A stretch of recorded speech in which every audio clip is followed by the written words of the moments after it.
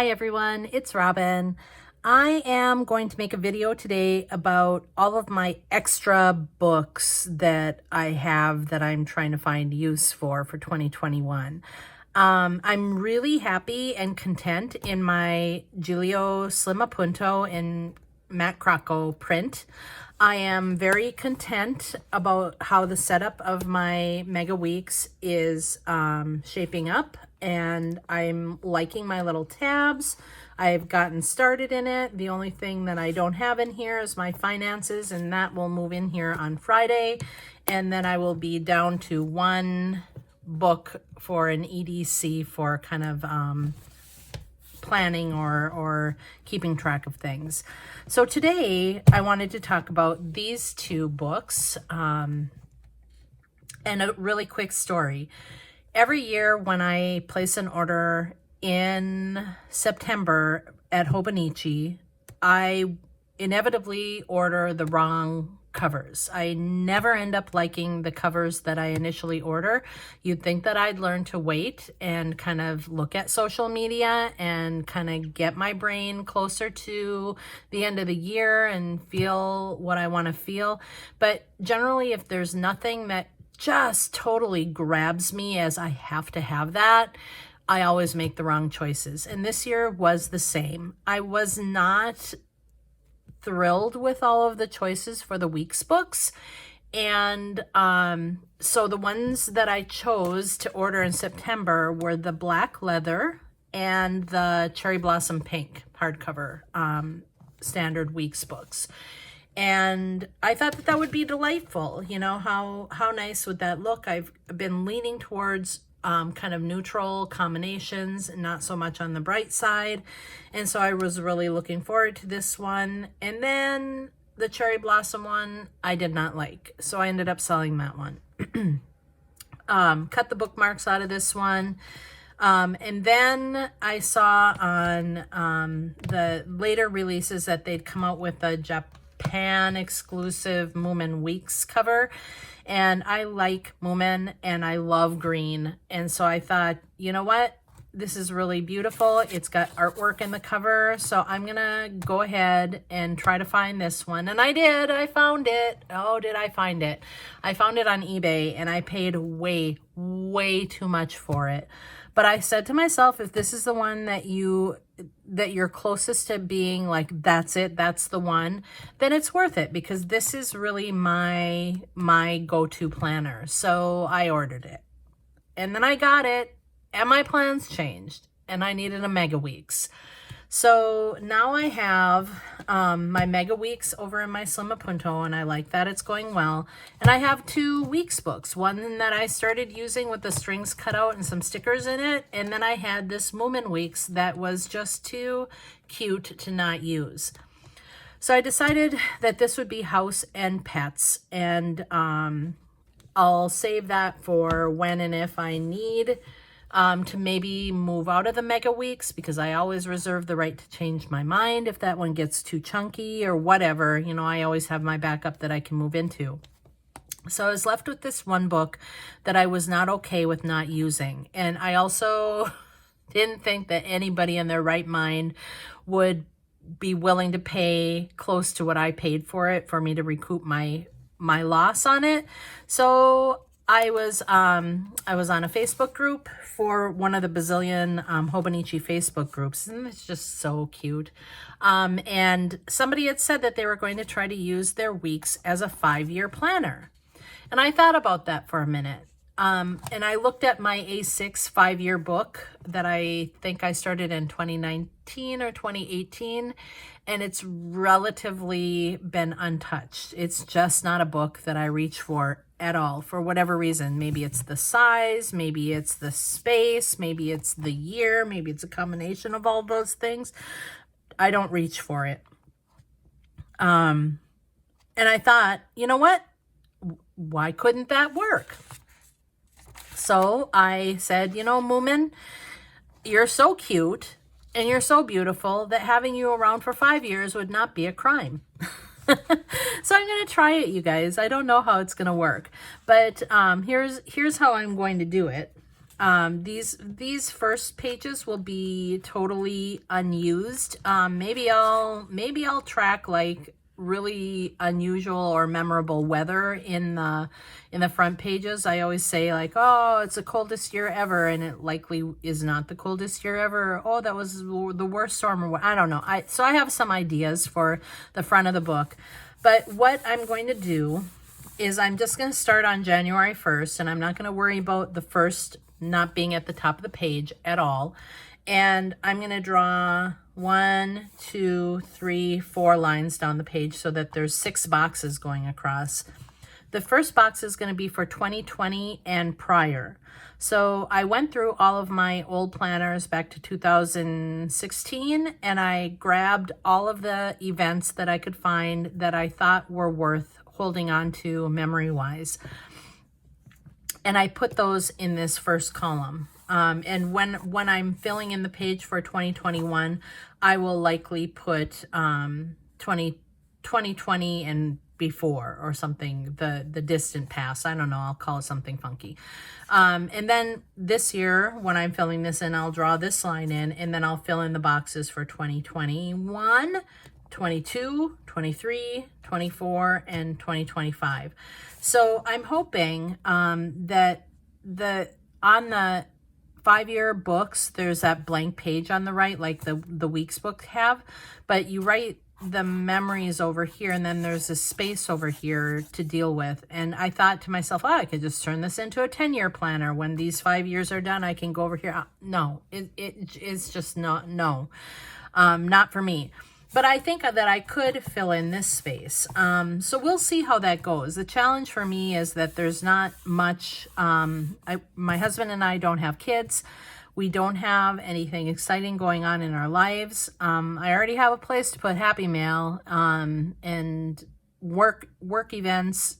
I don't anticipate going in here at all, but I do have a best friend whose wedding is coming up, and every once in a while there are things to write about. Maybe I'll just be really dull and write down like what was going on that day, because I don't necessarily do that kind of what was going on in the day writing in my regular weeks. So we'll see how this works. I think it could be cute to have the years like this, and yep, I don't know. So anyways, that's my plan for using this book, to use it as a 5-year planner. And again, it is not my idea. It's an idea that I saw on Facebook. Look at the bookmark, or I mean the pencil board for this. Isn't this just so cute? It's an idea that I saw on Facebook, and I apologize. I had the girl's name written down on a sticky note or something, and I can't find the sticky note anymore. Write it in your planner, Robin, right? So that's I thought I'd share that with you, and we'll see how that goes. And then I thought that I'd also update you on, I know in a prior video, if you're following my videos at all, I'd said that I was on the struggle bus also for my A6 Techo, which I've used since 2016 as an art journal. Just to have fun and play with watercolor, play with paints, play with colored pencils, play with stickers, play with washi tape, play with photographs, just whatever I wanted to do each day, something artsy is what I did. And 2020, every year that I've had one, there's been a chunk of pages that don't get used for whatever reason. It seems like it kind of trends towards September, October, which is when the school year begins. So that makes sense to me in my head that, my attention is more on work than it is on recharging with artsy things. But 2020 was a wash. I mean, I think that it goes from about July through December with just sparsely written things. And I think I'm just going to be okay with that. It is what it is, right? So I decided, maybe because I've been home and had some time to recharge myself, and I now have some help for my job, so that now I'm doing about a job and a half instead of 2 jobs for school, that I'm feeling like I want to get back into the A6. I had already purchased one of these Hobonichi 2021 Techos on the chance that I would want to do that again, and I wasn't sure, but I had the book, and I really am trying not to do the buy and sell thing anymore. That's insanity on Facebook, and I'm totally guilty of it. Getting something, trying it, not liking it, and then putting it up for sale and having to do the postage and get to the post office and all of that. So I just said nope. I'm just gonna use the book, and I'm gonna try, and if it's empty, it's empty, and if it's not, then it's not. Great. So I've been putting some little things in a folder here. I printed some photographs of things that I know that I'd like to do some artsy memory keeping about. So I've got a stash of stuff that is usable when I get stuck for something. I am going to go all out with vellum, with acetate. I'm going to foil. I'm going to do stickers. I'm going to do washi tape. I'm going to do whatever I want to in here. And if this thing chunks up, then it chunks up. I'm totally okay with that. I want this book to be things that brought me joy, or are bringing me joy, or will bring me joy. So maybe this book's name is just Joy. 2021 book is a book of joy. I don't know. So I started, I have some ideas on how to use these front pages, but generally they go unused. I did put my Faber-Castell pip marker swatches on these pages in addition to my week pages, because I know that this paper is a little different color than the week's paper. And it really doesn't matter that much, but it's kind of nice to have, like when you're searching for a color, some sort of reference when you're doing artsy things. So maybe these will be for paint swatches or colored pencil swatches or sets of things, colors, I don't know.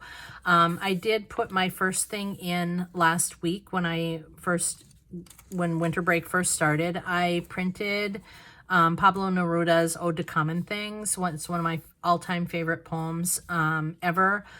And I printed it on vellum in different colors, and then I cut it out and I taped it down. It's kind of a train wreck as far as how it's what tipped in. Is that what people say? I tipped in these pages, but I don't think you're supposed to tip in like 6 in between 2 pages, but I did it. And I kind of like it because it looks like a butterfly when you open it up. So the poem starts here, and then you read it on this side. And then from the green, it goes over to the blue, and you read it to the end there. And like I said, because I love this poem, it has a place in this book. And I think that I'm going to continue doing that with everything that has been something that brought me joy, or that I very deeply love, or it's deeply meaningful to me. I'm going to try to find a place for all of that in this book. Favorite songs, favorite movies, memorable life events. In fact, the other page that I have filled in is the top 100 page in the back. I decided that I would try to think of as many things in my lifetime, places that I've been to, things that I've done, experiences that I've had that have brought me joy, and I really love to remember. I haven't thought about them for a while, and I would like to spend some time remembering those things and bringing those feelings back into my current state of anxiety, or state of apathy with what's going on right now. So I've gotten to 77. I'm hoping that I can fill out the rest of it, and then maybe even need some additional pages for things that I would like to spend some time on some pages doing some thinking about in a joyful way. Yep. So that is my little A6 book, and if nothing more, I've got 100 of the 365 pages to write on. I have ideas for 77 of them. I should say not 100. I've got 77 ideas for starters. And that is what I'm going to do. I'm going to be a watercoloring, foiling, acetate laying, washi tape strip putter downer. It's all going down in here. And if it's nothing but a page of washi tape, then that's what the page is going to be. So that is my quick video for you today. I hope that I haven't been out of frame too much. I got a new iPhone camera holder for my desk, and it works wonderfully, except for the fact that I can't see what I'm filming very well anymore because of how the camera is being held. But it'll do. It'll work. And yeah, that's like, so you don't care. All right, you guys. It is December 30th, 2020. And so the time of this filming, I wish all of you a very happy New Year's Eve and New Year's Day. And I will see you again soon. Bye.